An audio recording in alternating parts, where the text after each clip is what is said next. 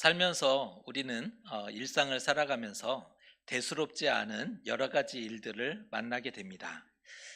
어, 대수롭지 않은 일들이 오고 가죠. 그런데 그 일들을 사건 하나하나를 마음에 두고 생각한다면 어떻게 될까요? 그때 누구를 만났는데 눈빛이 왜 그랬을까? 예, 어, 이러면서 왜 그 표정이 그랬을까?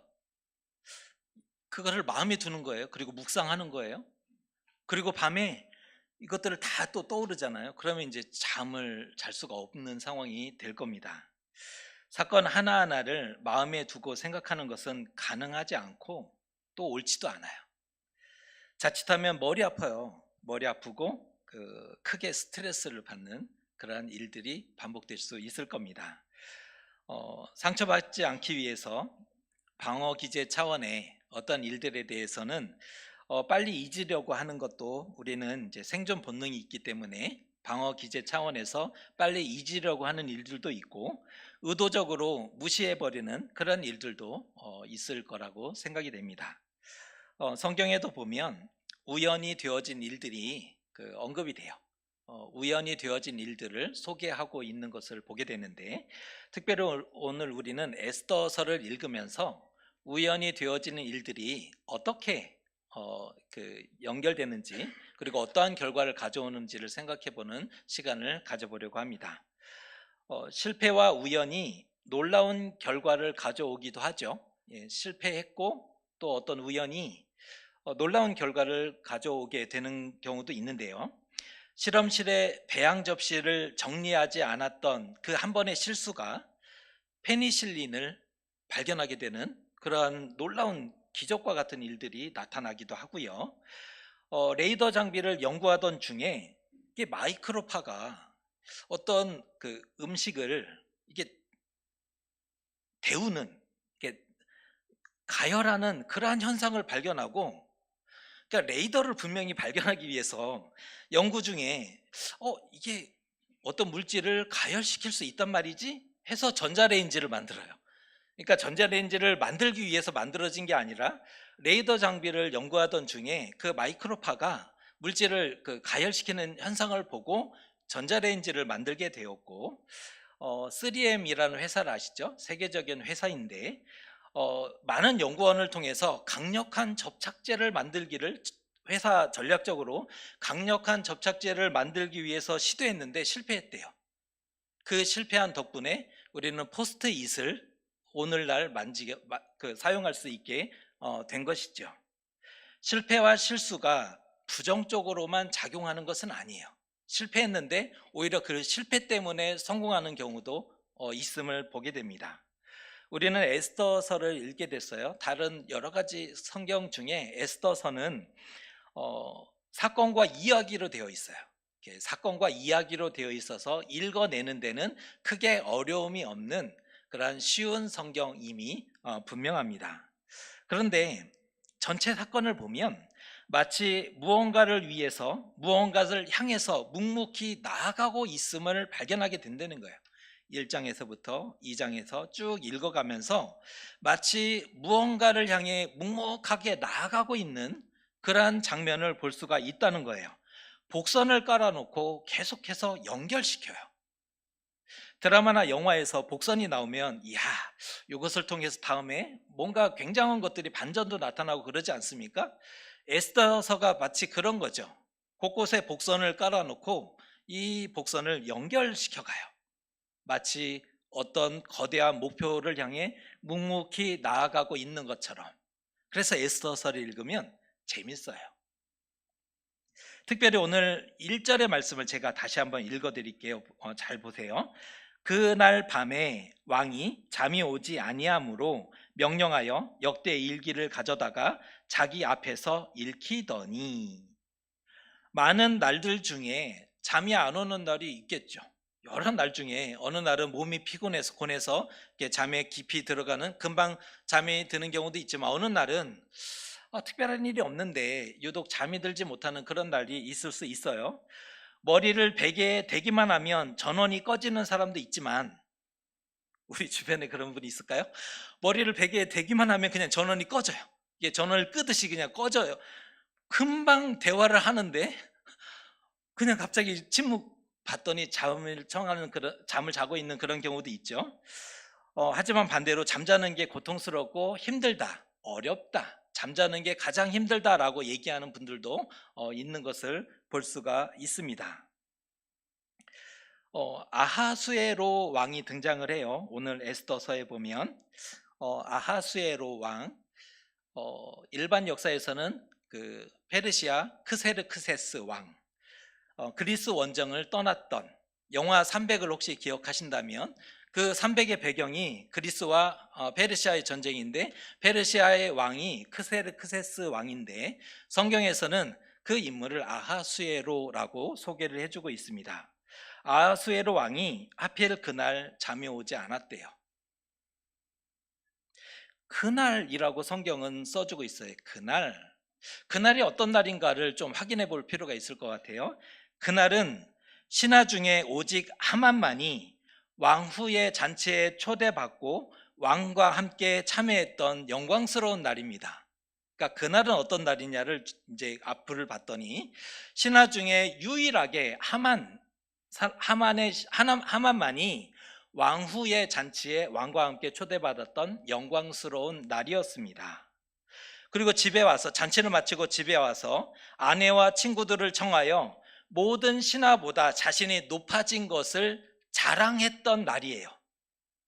영광스러웠죠. 왕후의 잔치에 신하 중에 유일하게 참여를 했고 가족과 또 친구들을 불러 모아서 모든 신하 중에 이렇게 높임을 받았다라고 자랑했던 날입니다. 그러나 성에서 나올 때 유다 사람 모르드게를 보는 동안 기분이 상했고 만족스럽지 않았던 날입니다. 너무나 좋은 마음에 구름을 타는 것처럼 나오는데 성문 밖에 모르드게를 보는 순간 기분이 나빴던, 모든 기쁨을 다 까먹을 정도로 그 기분이 나빴던 그런 날이었습니다. 그러자 이게 친구의 역할이 나오는데 친구들이 하만에게 이후에 할 일을 코칭을 해요. 이 일을 하면 좋겠다. 친구들이 제안한 얘기가 이 얘기죠. 나무를 높이 세워라. 20m나 되는 그 나무를 세우고 거기에 모르드게를 달아버리자라고 다음 할 일에 대해서 코칭을 해준 거예요. 하만, 너가 그렇게 기분이 나빴다면 그래, 모르드게를 나무 위에 달아버리면 되잖아. 악한 방책을 세우고 상상만 해도 너무나 좋았던 그날, 악한 일을 꾸미고 그 일을 상상만 해도 너무나 좋았던 그날입니다. 그날 왕궁에서는 왕이 누웠다가 잠이 안 오더래요. 도로 일어났죠.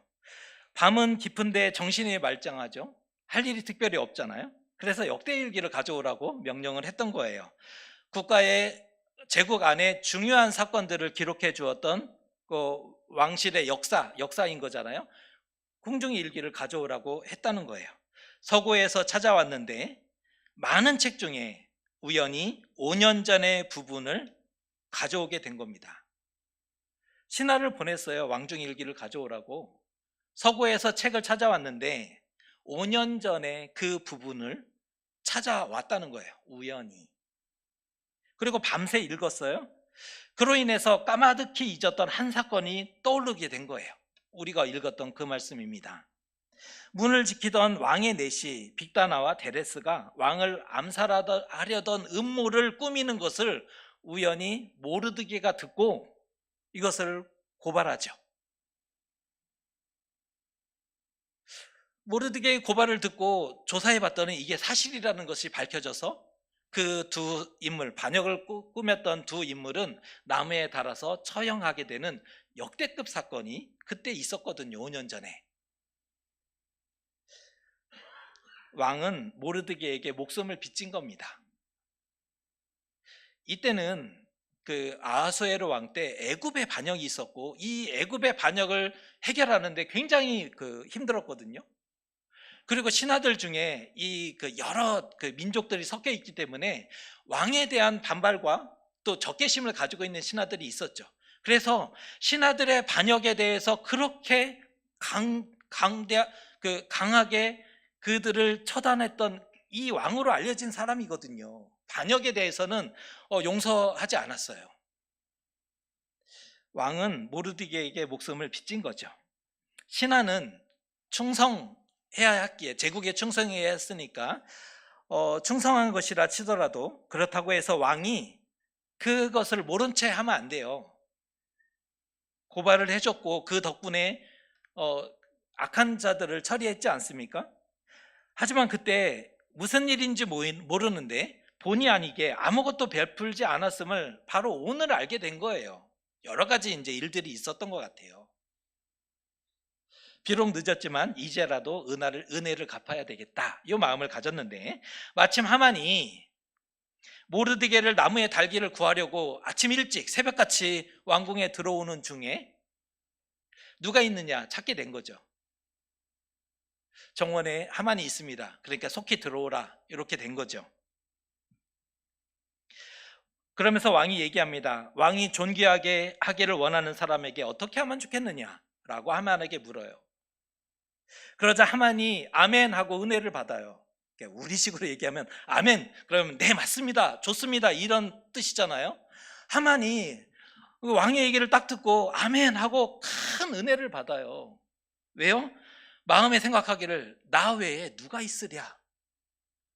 왕이 존귀하게 여기는 그 신하가 이 제국에서 나 말고 누가 있겠느냐라는 이러한 생각을 하게 된 거죠. 김칫국을 들이마시고는 왕복을 입히시고 왕이 타는 말을 태우시고 또 왕관을 씌우시고 왕궁을 다니면서, 성내를 다니면서 왕이 존귀하게 여기는 사람은 이렇게 왕이 대우할 것이다 라고 선포한다면 모든 백성들이 부러워할 것이고 또 백성들도 충성하게 될 거다. 왜? 나도 이렇게 충성하면 저런 영광을 가질 수 있지 않을까, 이러면서 충성하게 될 것입니다 라고 건의를 하게 된 겁니다. 왕이 어떤 명령을 내릴까요?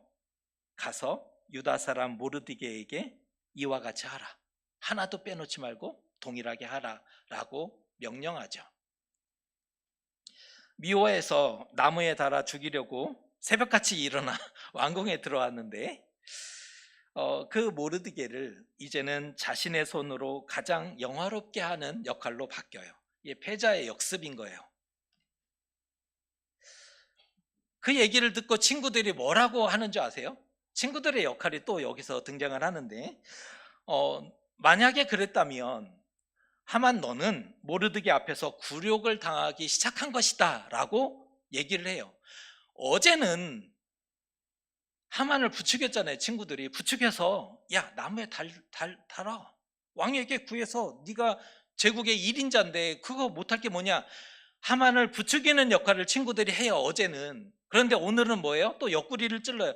이미 상처 났는데 거기에 소금을 뿌려버리는 거예요. 야 지금 이렇다면 너는 이제 모르드게 앞에서 굴욕을 당하게 된 거야, 이제 이거 바꿀 수 없을 것 같아 라고 옆구리를 확 찔러버리는 역할을 하죠.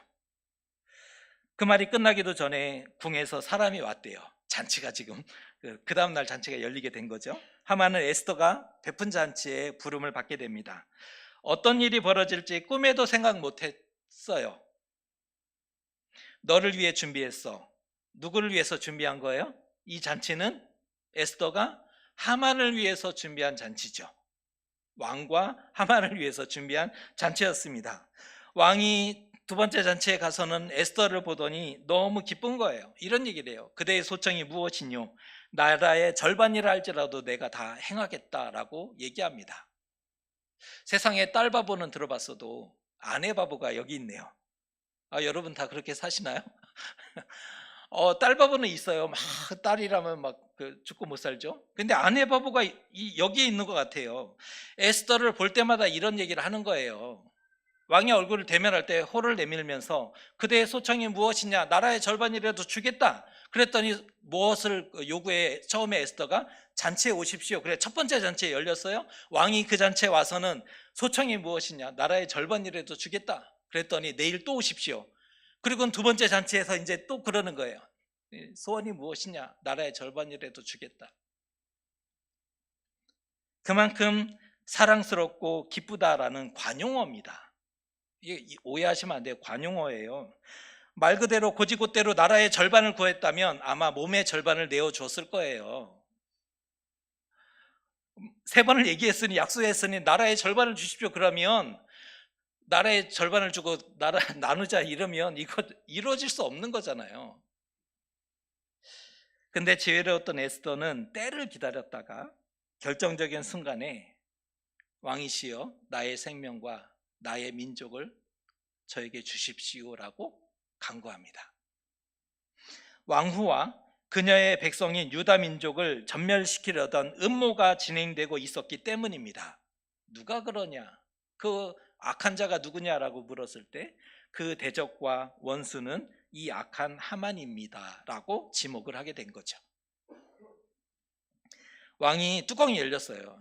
화가 왕후와 그 민족을 왜 죽이려고 했을까 이러면서 뚜껑이 열렸고 정원에 나갔다가 화를 다 삭히지 못하고 다시 되돌아오죠. 그랬더니 왕후에게 목숨을 구걸하던 하만의 행동을 보게 돼요. 근데 왕후의 7걸음을 가까이 하지 않는 게 왕실의 법도예요.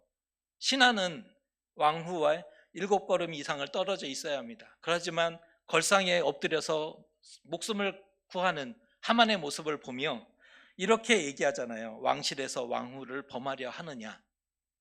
그랬더니 신하들이 얼굴에 뭐를 덮어 씌웠대요. 이미 죽은 자죠. 결국 모르드게를 달고자 했던 그 나무에 하만이 달리게 되는 그런 결과를 가져옵니다. 극적인 반전과 승리가 펼쳐지는 그런 굉장히 드라마틱한 그런 에스더 말씀이 펼쳐지게 됩니다. 악한 하만이 모르드게뿐 아니라 유다 민족 전체를 학살하고 멸망시키려고 했었던 음모가 극복돼요. 그리고 구원받고 승리하게 되죠. 여기에 나타나는 대결 구도가 조금 묘해요. 나타나는 대결 구도가 조금 묘하다는 거예요. 마치 사울 왕 때의 전쟁, 550년 전에 사울 왕 때의 전쟁이 지금 재연되고 있는 장면처럼 펼쳐진다는 거예요. 모르드게를 소개하면서 베냐민 지파였고 기스의 후손으로 소개합니다. 기스의 아들이 사울이죠. 모르드게는 사울 왕의 후손이에요. 상대쪽은 아말렉 족속 아각 사람 하만이 등장합니다. 아각은 사울 왕이 하나님의 명령을 받아 멸해야 했던 아말렉의 왕이었죠. 왜 하나님은 사울에게 아말렉 사람을 진멸하라고 명령하셨습니까? 출애굽 때 또 400년이 거슬러 올라가요. 출애굽 당시 광야에서 길을 걸어가는데 약한 사람들이 진 후면에서 처지는 거예요. 왜냐하면 전 진은 앞으로 많이 나가지만 약한 사람들, 병든 사람들, 또 약자들은 뒤에 진에 처져 있는데 그 뒤에 비겁하게 아말렉군이 쳐들어와서 그들을 많이 죽였거든요. 그때 하나님이 화가 나서 아말렉을 진멸하라라고 명령했어요. 출애굽 당시에. 근데 그때 해결되지 못했고 사울왕, 이스라엘 초대 왕이 세워졌을 때 사울아 내가 부탁이 있는데 아말렉을 진멸하라. 살려두지 말고 다 죽여야 된다. 하지만 사울이 봤을 때 소도 좋고 양도 예쁘고 왜 죽여야 되는지 잘 모르겠어요. 아각을 왔더니 조공을 바치면서 잘하겠다고 그렇게 싹싹 비는데 사람이 그렇게 매정하면 안 되겠다 싶어갖고 살려주기로 약속을 했잖아요. 결국 사무엘이 이 얘기를 듣고 아가강을 쳐요. 목을 쳐요. 그렇지만 이미 사울은 하나님을 버리고 떠난 상태잖아요. 그때 해결되지 못했던 전쟁이 550년 후에 재연됩니다. 모르드게와 아말렉 족속 아각 사람의 후손이었던 하만 사이에 자기 백성을 해했던 하나님은 자기 백성의 대적에 대해서는 뒤끝이 어마어마합니다.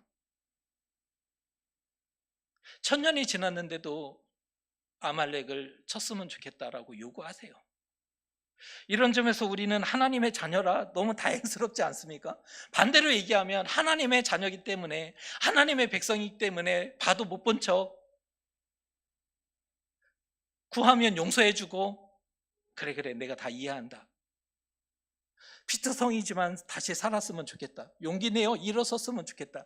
돌아왔으면 좋겠다. 이 얘기를 해주는 거예요. 그런데 반대로 대적들에 대해서는 이게 뒤끝이요, 잊혀지질 않는 거예요. 자기 백성을 해했기 때문에. 근데 우리 너무 감사하지 않습니까? 하나님의 자녀로 있다는 것은 반대로 우리를 보호하겠다, 지키겠다라는 이 의지가 보여지고 있기 때문이죠. 모든 것이 우연의 연속이라고만 얘기하면 안 돼요. 그냥 되어진 일이지, 우연이지, 이렇게만 얘기하면 안 된다는 거예요. 우연이 계속되면 그게 운명이 될 수 있고 필연이 될 수도 있는 거예요. 에스더의 첫 부분을 읽으면서 우리는 기분 좋게 출발했어요. 에스더의 첫 부분을 봤더니 제국이 강성한 모습과 제국 안에 평화로운 모습이 그려져요. 그리고 얼마나 제국이 크고 평화로웠으면 6개월 동안 왕궁에서 잔치를 벌였다는 거예요. 6개월 잔치면 이 국고가 얼마나 많이 필요하겠어요. 근데 6개월 동안 그만큼 부유했고 평화로웠음을 강조하고 있는 장면입니다. 넉넉했고 흥이 많았어요. 하지만 하필 왕후가 와스티가 왕명을 거역하죠. 이 왕이 흥이 나니까 왕후를 불러다가 사람들 앞에 아름다움을 자랑하고 싶었는데 왕후 입장에선 자기가 수단이 되는 것 같아서 싫었잖아요. 그 명령은 순종할 수 없습니다. 거절하면서 문제가 되죠. 우연이 맞나요? 우연의 일들이 거기서 나타나요. 모르드게가 암살 계획을 어떻게 알아들었을까요? 우연히 듣게 된 거죠. 그 내시들의 얘기를 우연히 듣고는 고발해서 충신이 되지 않습니까? 왕이 잠이 오지 않는 밤, 왜 잠이 오지 않았겠습니까? 그냥 우연이에요. 때마침 5년 전에 역대일기를 신하를 보냈더니 5년 전에 이걸 갖고 가야지, 그걸 갖고 와서 읽어요. 우연입니다. 하만이 모르드게를 달아버리고자, 하만의 입장에서는 모르드게 꼴도 보기 싫어요, 나무에 달아버리겠다라고 작정한 거 우연입니다. 그럴 수 있죠. 하만이 그 왕이 상을 내리는 그게 자기 것이 될 줄 알고 잔꾀를 부렸지 않습니까? 최고의 상을 요구한 거예요. 내 것인 줄 알고. 남의 것인 줄 알았다면 왕이시여, 공로 치하만, 말로만 치하하셔도 아주 훌륭합니다, 이랬을 텐데 자기 건 줄 알고 잔꾀를 부렸잖아요. 이것도 그냥 우연이죠. 민족이 멸망당할 위기 때 유다 사람 에스더가 왕후로 있게 된 것도 우연입니다. 그런데 그 우연이 모여져요. 이게 중요해요. 그 우연들이 모여져요. 모여요. 그리고 하나로 연결이 돼요. 그러면서 구원과 생명이 되고 있어요. 각계의 우연들이 한자리에 모이더니 그게 연결되면서 구원과 생명이 되고 있다는 거예요. 결국 모든 하만의 음모를 꺾어버리고 구원받지 않습니까?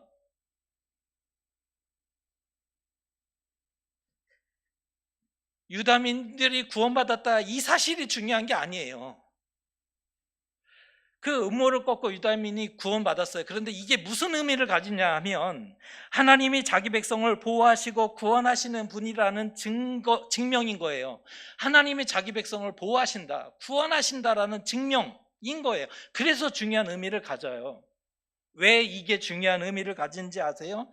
지금 시대는 귀한 시대입니다. 귀한 시대예요. 고레스 칙령이 539년에 발표가 됐어요. 돌아왔죠. 그런데 수많은 남겨진 사람들이 바벨론에 그대로 여러 가지 이유와 상황으로 바벨론에 살고 있었던 사람들이 있었다는 거예요. 여러 가지 이유로. 그들은 이런 죄책감 가운데 살아가고 있어요. 우리는 유다로 돌아가지 못한 사람들이다. 우리는 영원히 버려진 사람들일까? 이 두려움에, 이 죄책감에 울부짖던 사람들이에요. 돌아가라 했으나 돌아갈 수 없는 여러 가지 상황들을 만나서 그냥 바벨론에 있어요. 하나님의 우리를 영원히 버리신 것일까? 그 두려움과 그 죄책감에 신음하던 사람들. 그런데 아니래잖아요. 하나님이 구원하신 손길을 봤어요.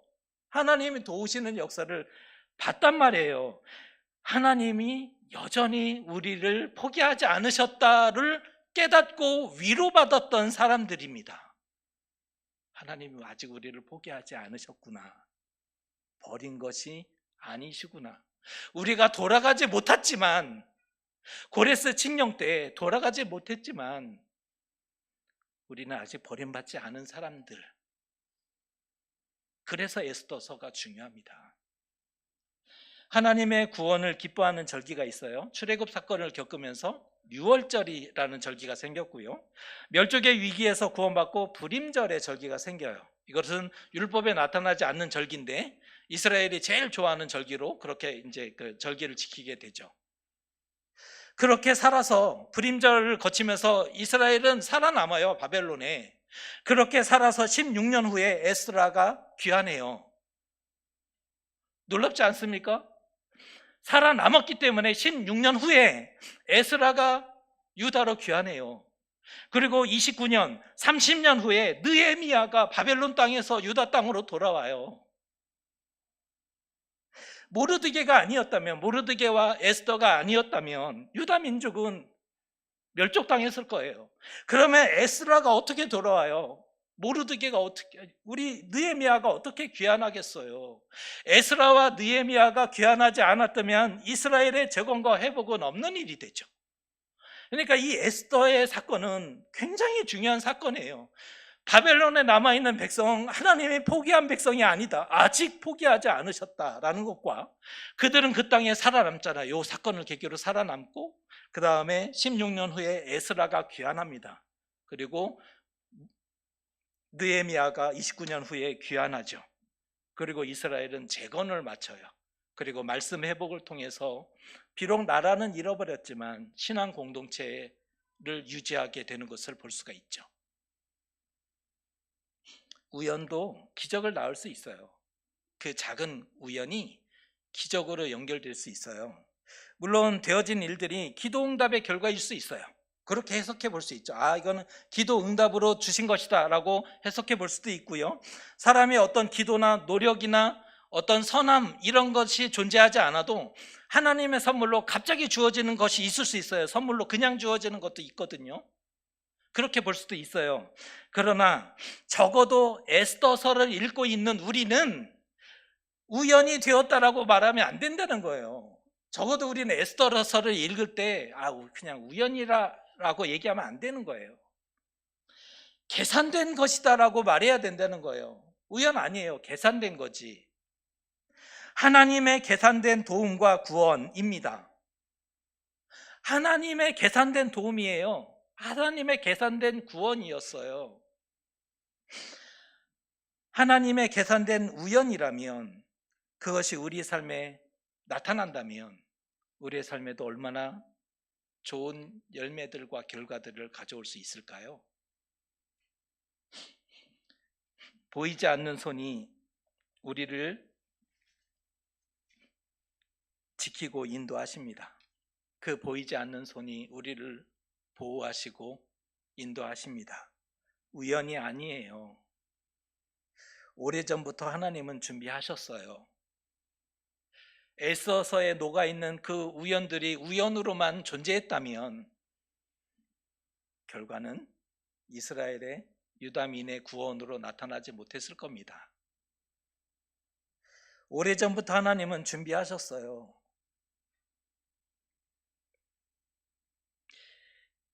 우연처럼 보이는 그 일련의 일들이 모아져서 구원을 완성하게 되죠. 우연으로 치부하면 우연으로 지나가요. 맞죠? 우연으로 이해를 했어요. 그리고 우연으로 보내요. 왔다 가는 거죠. 우연으로 치부하면 우연으로 지나갑니다. 우연한 일들이 계속되고 반복되면서 멸망하고 타락하는 사람들도 있어요. 어떻게 자신에게 적용했냐면 그것을 멸망하고 타락하는 방식으로 적용한 거예요. 그 우연들을 받아들고는 하나로 잘 모아서 멸망하고 타락하는 방식으로 적용해 버려요. 그 사람은 그렇게 되는 거죠. 왜요? 그렇게 적용했으니까. 그런데 에스더서를 봤더니 그 우연한 일들이 계속될수록 구원에 가까워지더라. 이게 놀라운 거예요. 그 우연한 일들이 계속될수록 구원에 가까워지고 생명을 얻게 되는 것을 볼 수 있다는 거예요. 에스더서에. 이런 점에서 함께 예배하는 믿음의 식구들을 권면해 드리고 싶어요. 우리도 삶을 살아갈수록 우연을 만나게 될 텐데, 그 우연을 우연으로 떠나보내는 것이 아니라, 그 우연을 나를 해치는 것으로 받아들이는 것이 아니라, 그 우연들을 한자리에 잘 모아서 구원이 가까운 방식으로 적용하고 생명을 얻는 방식으로 적용해야 하는 것이 맞다는 거예요. 우리 구원에 가까워지고 생명을 얻게 되시는 저와 여러분 되시기를 주님의 이름으로 축복합니다. 기도하겠습니다. 하만의 음모로 인해 몰살 위기에